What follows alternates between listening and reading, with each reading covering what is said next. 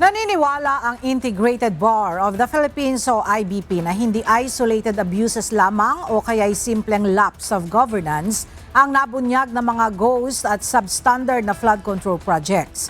Sa isang pahayag, sinabi ng IBP na sintomas ito ng katiwalian sa pamahalaan kung saan nagiging karaniwan na ang pagtataksil sa tiwala ng taong bayan. Kailangan nila ang masusing investigasyon sa lahat ng mga proyekto ng gobyerno upang mailantad ang mga anomalya, mapanagot ang mga salarin at matiyak na makararating sa dapat puntahan ang resources ng pamahalaan. Bubuo rin umano ang IBP ng sariling Committee on Good Governance upang mag-imbestiga sa mga alegasyon ng katiwalian.